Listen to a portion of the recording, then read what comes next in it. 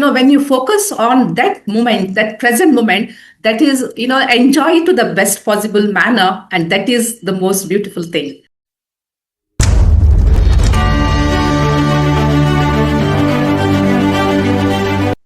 Hello everyone, welcome to BWB Brunch with Books. Today's episode is going to be really interesting because we are diving into one of Ernest Hemingway's classic, The Old Man and the Sea. You know, that story of the old fisherman, the endless ocean, and the epic struggle with the merlin? It's all about perseverance, patience, and the quiet battle we fight in life. But here's the fun part. We are not just stopping at fiction. We are going to map into story to see some real life lessons from Oliver Brookman's 4,000 Weeks, a non-fiction book that reminds us how short life is and how we can spend our time more meaningfully. So grab your coffee, settle in, and let's explore how an old man's fight in the middle of the sea can teach us something about living life on our turf. So over to you, Dr. Geeta, to let us tell more about the story from the old man and the sea. Hi, everyone. Today we are journeying into the warm shores of Havana, Cuba, to meet the character Santiago in Ernest Hemingway's famous novella, The Old Man and the Sea. The story is of a man battling his limitations, but the takeaway is that when he meets a worthy opponent, he then gets the true measure of his strength. The old man Santiago is a very likable hero with his love and respect for every creature in the sea, and his love for nature, his simplicity, and gratitude for everything he has been given, despite it is very little. Santiago's struggle against his overwhelming circumstances with courage, perseverance, and dignity teaches us about life, limits, and meaning. This book won the Pulitzer Prize for Fiction in 1953 and the Nobel Prize in Literature in 1954. So, we are introduced to Santiago, an old, weathered Cuban fisherman with deep wrinkles and tanned skin because of the long exposure to the sun, but his eyes that still shine with undiminished spirit despite his circumstances. So he has gone for 84 days without catching a single fish, a drought so long that he has earned the nickname Salalo, the worst kind of nickname for among the fishermen. So his small boat is very, like it is battered, and his fishing lines are old, and his sails are practically patched with all these gunny sacks. But his determination to catch a great fish remains unbroken. Santiago lives with the knowledge of his age, his unlucky streak, and the risks he faces and the risks that he faces, and he accepts them without bitterness. So his staunch supporter is a young boy, Manolin, who believes in his greatness and skills in being the greatest fisherman. I believe that Santiago teaches us to accept our capabilities within our season. Santiago understands that while his time and energy are limited, his skill and determination remain undimmed. He isn't out to prove himself to the world, but to honor his ability, committing to what he can still do best. So his dignity lies in the choice to act even though there is no certainty of success. I believe Santiago teaches us fulfillment comes from making the most of our present strengths, even when they are limited. Courage begins with accepting boundaries and then choosing where to focus our effort. So, Santiago chooses to fish again despite the long run of failure.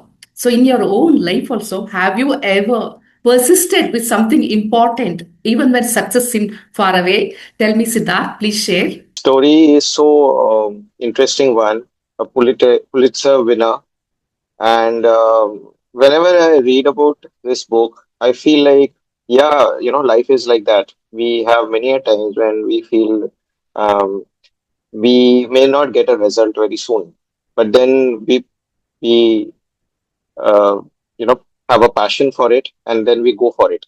That is something I have done in many instances. But the latest instance is about my writing journey, which I have been writing since quite long, since my childhood, writing poems, blogs, and all that. But I never thought this will become a career.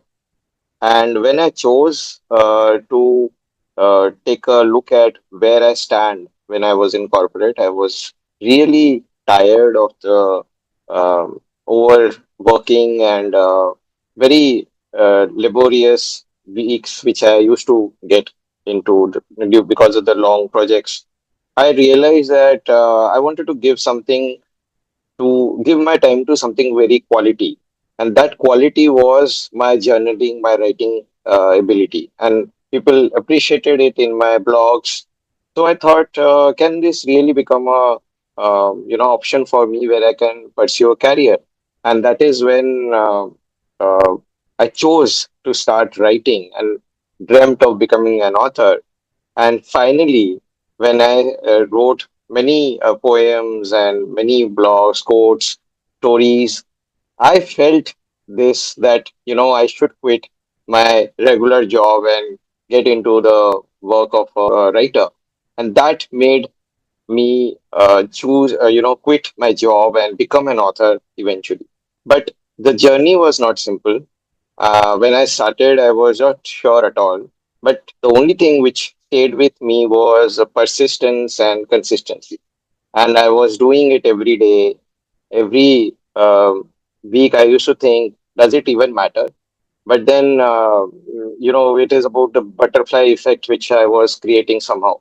And it helped me definitely that I was able to inspire and motivate myself to write even during COVID times, which were very dark times, and I used to motivate myself, but then I was able to motivate others as well during that time.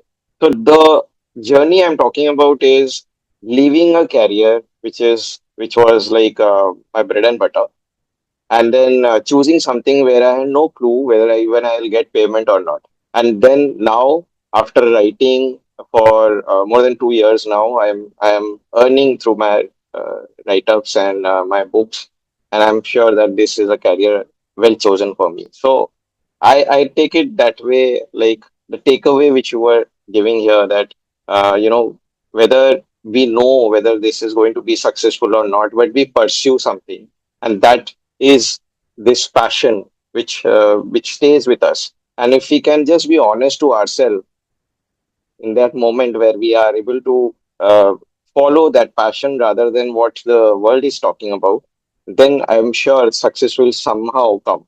It doesn't really matter whether success comes or not, but you get definitely peace and happiness in your life. I think that is how I take it from the takeaway you shared. Over to you, Shitapa, what you feel about it. Absolutely, Siddharth. I can relate with what Geeta ji just said, and what you have given an amazing example from your life. And definitely, when I have also gone through something similar, when success seemed very far off, and I was still wondering whether that can be something. Good in my life. I was in a phase where everything was like uncertain. I was not sure what is happening there in my life, in profession and personal. And then I felt, why not let me focus on something that keeps me positive, and that was creativity. So I picked up a lot of things to learn. On my weekends, I used to spend learning paintings from YouTube, journaling few things, my thoughts in a notebook, and a lot more travel. I used to go to a lot of places, and I used to note down what was good in that place, what I liked. So something like that, I used to keep writing poems, that how I felt that day. Those kind of thoughts I have noted, and then I suddenly realized that time that I'm enjoying that. But that time I had no clue that where it will lead me to.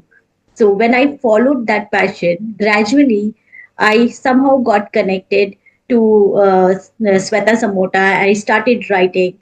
I learned how to write books, and now I am an author. So when I see that creative part of me, I never realized how far it will take me. So that is something very happy moment, I will say, as a part of creative journey. So over to you, Sujata. Can you relate this with the non-fiction book which we have today? Thank you, Shritapa. So glad to learn of your journey, of how you followed your heart, your creative instincts. Now, Berkman also, what he says, first of all, he starts with a very uncomfortable truth that we have only 4,000 weeks to live. That too on page one. So there's no refill, no top up, no rollover. Just 4,000 weeks, give or take. Bergman starts by urging us to stop acting like we have all the time in the world, because we don't. He talks about how we keep trying to do it all, ticking off endless to do lists, optimizing our schedules like we are running a Formula One, chasing inbox, trying to get it empty, all the mails answered to as though it's a spiritual goal. But it never ends. He calls this the efficiency trap. The more efficient you become, the more stuff you're expected to juggle. Berkman shares his own struggles with productivity hacks. He tried color coded planners, time blocking apps, with personalities. Then one day he realized he'd never get everything done. None of us will. And that's the liberating part. If we stop pretending we can do it all, we can start choosing what really matters. So, mapping to Hemingway, Santiago, also in The Old Man and the Sea, he's an aging fisherman, 84 fishless days behind him, no money, no fanfare, and no productivity act. Instead of giving up or romanticizing about the past, he accepts his reality. His body isn't what it was. His luck's gone fishing, but still he goes to the sea, not to prove anything, but because it's his life. So the takeaway is that Berkman says you'll never master time, so stop chasing mastery and start making mindful choices. Santiago shows us age and decline aren't barriers. They're just part of the rhythm of life. What matters is how we show up. Have you ever felt trapped in your to-do lists? So let me pass over to Jasveer. Would you like to add something to this? If there's something that made you help focus better, over to you, Jasveer. Thank you, Sujata. Yes, there's so much in life that we keep learning. It's a journey, and this entire gist that you gave us about the nonfiction book, 4,000 weeks. It's true. 4,000 weeks is around 77 years, which is the average lifespan of every human being. And it seems like a long life, and it all depends the way we take it. And this reminds me of a movie of a Hindi Bollywood film in which the main actors, Ranbir Kapoor and Deepika Padukone, they are, they are traveling in a city and they want to see all the places possible in one day. And then they are sitting on the mountain peak, and the actor, like they are a girlfriend and boyfriend, and Ranbir says that, oh, we are getting late, we'll miss that show. And the sun is setting, and it's a beautiful scene. And then she mentions in Hindi that kitna bhi kar lo, kuch na kuch to chhutega, which means whatever you do, you will end up missing something in life. You can't have it all. So it's better that we enjoy this moment and make the most of it, so that life becomes more meaningful. And that's exactly what both the authors are saying in their own ways. And these are the valuable moments of time, and we obviously cannot complete our to-do lists all the time. So we need to be a little kinder to ourselves, because life any which ways is difficult and tough. So that kindness will help us to grow in life, and with comfort and happiness. Because finally, what's the use of having a crazy hurried life where we're trying to reach everywhere and being nowhere at the end? So I'd like to hand over to Dr. Geeta to share more about the book Old Man and the Sea. Please, Dr. Geeta, give us more about this about the book. Thank you. Yes. Yes, Jasveer, I resonate with what you say, because whatever, however much we try, there will be something that we will be missing out, acting on, or enjoying, or experiencing. Instead of that, when you focus on that moment, that present moment, that is, enjoy it to the best possible manner, and that is the most beautiful thing. So here also, this is exactly what Santiago also is doing. He lives a very modest life. He lives in a small shack and he doesn't have much of amenities. He has just, like modest furnishings, just what is needed. And, there is not much of any kind of artifacts, just his wife's photo and the religious icons that, is there in his shack. And the only person who believes in him and who is his constant companion is a young boy, Manolin. But he is also forced by his parents to leave this fisherman and go with another fishing crew who are more successful. But still, he comes back every evening to take care of him. Not because it is his duty, because he loves him, he reveres him, he looks up to him as his mentor, his master. And every evening he comes back, he tidies his boat, he helps him to carry the mass to his home, and then he brings him food because Santiago sometimes he doesn't even have enough to eat. But there is a ritual between them where he says, "What are you going to have today?" The young boy asks, and he says, "I'm going to have yellow rice and fish." And Manolin also knows, and even Santiago also knows that there is nothing there to eat. But that is something that's a ritual which each one keeps up the pretenses. And Manolin tries as much as he can to bring supper for him and sees to that he eats it. And he thinks in his mind, I should get him, jackets, I should get him some trousers and coat and, shoes, and because it is winter, and I must get him some towel and fresh water. Like he keeps calculating in his mind how much he can take care of this old man. And he gives him that kind of courage. He says, yes, 84 days you have not gone without fishing, but you are still the greatest. And Santiago decides that he is going to go for the furthest place in the ocean, so that he's going to catch the greatest fish. So that particular evening they sit and talk about baseball, and this is their favorite topic because this Joe DiMaggio, the legendary American, is also son of a fisherman who played with grace and endurance even through his painful injuries. So he's a hero for Santiago, and he looks up to him for inner strength, pride, and perseverance. And both of them, they talk about them. And then as the night falls, Santiago, he sleeps. He just wraps up himself in a blanket, and he just lies down on the newspaper covering the cot. And then there is no light. Also, it is just that when he is dreaming of the ocean, he wakes up and he knows that it is time to go to the sea. So, and then he's dreaming of the lions playing on the African beaches. And this is a powerful symbol of youth, strength, and the enduring fire within Santiago. So as the story progresses, Santiago now is going to go to the ocean to catch the greatest fish of his life. It is a symbolic choice showing his enduring courage and determination. So I believe Santiago teaches us to go deeper to achieve our truest reward. Instead of settling for the safe, crowded shallows, Santiago ventures far out into the open sea where the great Merlin dwell. This choice reflects the courage to leave comfort behind and focus on what matters most. The meaningful challenges that demand our best attention, energy, and heart, and require us to leave safety and comfort behind. So, when Santiago decides to fish from far from the shore instead of staying in the safe waters, have you also in your own life, any time in your life, left your comfort zone in pursuit of something more meaningful? Tell me, Siddharth, please share. Yes, definitely, Dr. Geeta, and thanks for sharing that beautiful instance from the story. Um, I would love to share something from my earlier days, and this is a very interesting story.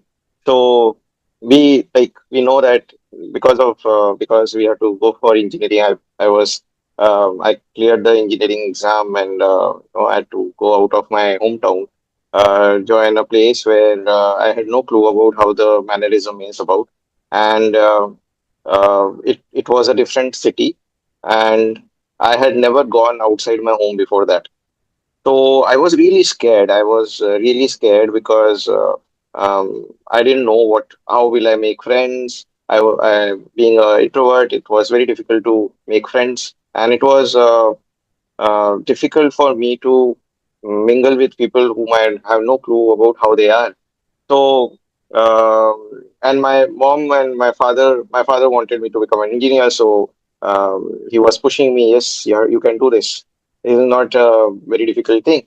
So yeah, so that was how I was motivated to go and join this college. And when I joined the college, I had this deep fear because I had been hearing that there will be ragging and there will be a lot of other activities where you might have to be brave and I was not at all brave at that time. So I was like, okay, what is going to happen to me? I was really scared. And when I was in that place, I realized that there will be some time when the ragging will start. And this was one evening when one of the seniors caught me and said, "Come to my to my room." And I was like scared what is going to happen. So I got my friend there, and we had two or three people who were just called, and we had to listen to them because that was an order. It was like an order. So we went there and we were standing. I had no clue how I'm going to, handle this ragging session. And the ragging session started, and the person who was ragging us told us to do certain things. And I was not comfortable at all. I won't even talk about what were asked to do, but then I was not comfortable at all. But my friend, who was my room partner as well, he did certain things, and he said he did it in a very different way, and they were following the instructions. Like the simple thing, like he was asked to jump from the window, he jumped instead of jumping out, he jumped inside, and I was like, okay. And then the other thing he asked was, uh, uh, let go of your clothes and all. So I was not comfortable at all. But then what he did is because he just said let go of your clothes, he just put off your handkerchief. He started with a handkerchief, his socks. He did so slowly that he was you are too slow. And I just repeated. I just mocked him. Like I also got that slow to let my clothes off that he got bored. And then we were asked to sing. And then uh, I was good in singing, so I sang something, but then the other guy was not. When I thought about, and then he got so bored with us that what worst candidates you are. You will never become engineers, and all that he said, and we were left. We were left on our own, and we were so happy that we came out of that ragging session successfully. I don't know how, but then when we came out, I was I was just thinking about it. What worked here, and it was very deep. It was deep that we were scared, but then our mind was trying to find out reasons of how to cope with this situation or methods to cope with this situation. And then we were able to figure out maybe he was more smart, my room partner was more smart, and I was able to follow him. But we were able to do something very unique during that period, though our scared mind was saying something else. Why I'm talking about this example is, when we are in a situation where we feel that we are at a surface, or we have something which we have to do and we are not comfortable with it, we have to go deep and we have to think about it in a more uh, retrospective or reflective way, and then we come out with something which is more meaningful. Maybe that is what I link this story with, how I link this story with this situation. Because at that point, if I had been scared, I was scared, but I was also observing what is going on. And I could relate this fear with something which was deeper in me to something which I can perform versus not. And that helped me, get out of this situation. But that's from my side. What is there from your side, Shitapa? Thank you, Siddharth, for giving a amazing insight from one of your life stories again, and very relatable. Yes, we have a lot of learning from going deep within to find our true strengths, and it is only possible when we are thrown at some situation, and that is when we go discover that strength of ours which we have never discovered. And for that, at least that thought that I'll go and try, and that courage to push yourself out of that comfort zone is very needed. You are enjoying this conversation till now, do like, share, and subscribe. Over to you, Sujata. All right. So initially, he says that we've just got 4,000 weeks. So first we accept that. Then he introduces, something very strange, the cosmic insignificance therapy. Now, it sounds like some big therapy, cosmic therapy, insignificance, very contradictory words. But actually, what he means to say is that on a cosmic scale, we are all unimportant. Our inbox doesn't shake the universe. Whatever we do doesn't really have a big impact on the universe. And here's the good news. Once you realize that your life doesn't have to be epic or impressive on a galactic level, you're free to focus on what really matters to you. Berkman says pick fewer things, do them deeply. Don't try to win at multitasking because multitasking is just doing several things badly all at once. He shares how he had dozens of ideas to write books, but he finally realized he couldn't write them all. So he chose one. Yes, this book. And he shares a Buddhist parable about letting go. That peace doesn't come from clinging, but from release. So, mapping it to Hemingway's, like Santiago, the night before he sails, does not dream of fish, but of lions, of his youth, his strength, his longings. And as Dr. Gita, while during a narration, pointed out, these are just symbols. He's not stuck in the past, he's drawing on something deeper. And then he sets out, not in shallow waters, but far into the deep, into the unknown. He chooses depth over safety, meaning over certainty. And that's Berkman's point too. When you stop trying to do everything, you can finally do something deeply. So the takeaway, Berkman says focus on what matters, let the rest go. Santiago says through action, go far, risk it, and live with meaning. Santiago accepts his reality and chooses to act. What part of your life feels like a deep sea worth committing to? So, this is a question for the viewers. You can think about this deeply. Now, over to you, Jasveer. What would you like to add to it? If there's a, what's your perspective? Thank you, Sujata. Yes, life is there are so many things to achieve, and we think there is so little time. But all the time can be used correctly if we focus on the right thing at the right time. Uh, One example from my own life is that when I was pursuing CA as my chartered accountancy course, there were a lot of distractions.